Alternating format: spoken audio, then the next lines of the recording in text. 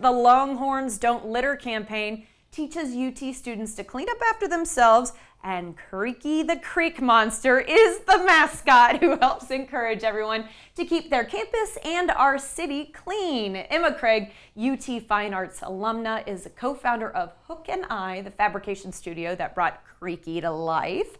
And Emily Wager is a UT College of Natural Sciences intern who also helped work on Creaky. So they're joining us today to tell us more about this not so scary monster. So good morning. Good morning. Good morning. And Creaky, hello. Yes, lovely. Okay, we're going to start with you, Emma. Why don't we talk about how many UT students admit to littering? Because you've done a study of sorts. Yeah, asking around, 1 in 3 UT students actually admit to littering on campus. And that's the thing is like, Creaky's sad. I think that number is probably low. And I hate to say that, but that's kind of like when you go to the doctor and they ask you how many apples do you eat a day, sort of every thing, day. Right? Right, exactly. So I feel like people don't really want to admit to littering. Mm-hmm. So even though it's 1 in 3, it might even be more than that, which is why it's so important that you guys are addressing this. So Emily, let's talk about when Creaky made his debut. Yeah, of course. So Creaky made his big debut at the UT Earth Day event on campus. And then also that same week, he surprised 400 Maplewood Elementary students at their Earth Month assembly. And that was super fun. Oh, I bet it was. Kids love to see a mascot. And this one's especially fun. First of all, I'm seeing like friendship bracelet. Yes. I'm seeing some really cute stuff on Creaky the more I look. So, Emily, I do want to ask, what's next for Creaky at UT? Yeah, so Creaky would love to make an appearance at UT's freshman orientations to keep reminding Longhorns not to litter and to keep his home very safe and fun and friendly. And he would also love to make appearances on Bevo Boulevard in the fall at those home football games. Oh, okay. Creaky, you've got big jobs ahead.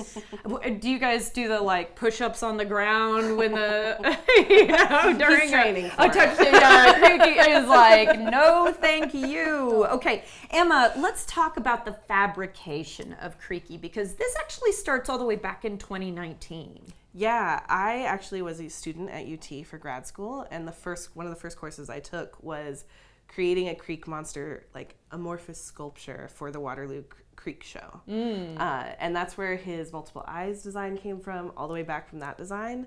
And now he's come to fruition and out of the creek to remind everyone not to litter to who we have today. It's wonderful. And I'm guessing there's a meaning behind having all those eyes. You'd have to ask the designer about that, but it links back to some of the creatures that are native to Waller Creek. Oh, So- I assumed it was just because he was like, I've got eyes on you. Don't I mean, litter he's watching because for I sure. will know. But some of the other fabrication is really fun because I see like iridescent scales. So some of the ideas for Creaky, can you just talk to me a little bit about that? Yeah, so the original design was done by a class on campus, and then the studio that I own in town, we kind of took that design and tweaked it to be more local to Waller Creek and to recycle some materials that we already had. So like his scales Clever. came from a past project, and we were able to get some fabrics donated from like Austin Creative Reuse. Some of our things came from there. And we kind of came up with the design of like his feet wet, so he's darker at the bottom, coming out of the creek. Clever. And I understand he's going to go back to the creek once he's done today. It's Yeah. hot. Yeah, summertime is not a good time for him. We want to send Creaky back to the water. But he's got a sweet little tail, kind of fishy there too. So a little shout out to kind of, like a little longhorn looking creek monster. I think it's wonderful. Emma, I'd like to talk a little bit more about Hook and Eye because you guys do all sorts of things. This was the first time you had put together a mascot though. Yeah, all of us that started the company, we had experience making mascots or working with them, but this was the first time we'd come together as a group to make one for the company. But we do all sorts of things, custom clothing and alterations. We do wedding dresses. We work for the Texas Rose Festival, making couture gowns for a theme for the Rose Festival down in Tyler. We've worked for opera companies and theater and Broadway, all sorts of things, making anything that has to do with a costume or a sewing machine.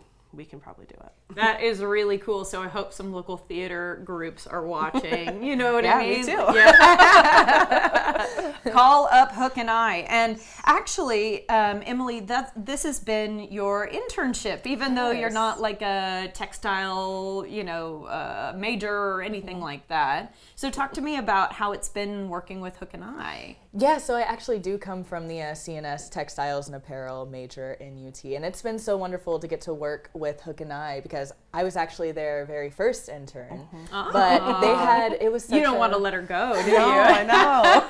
I don't want to let them go because they're all UT alumni, so it's wonderful working with them. They're such a good environment for somebody's first job or internship because they're just so understanding and they teach so much.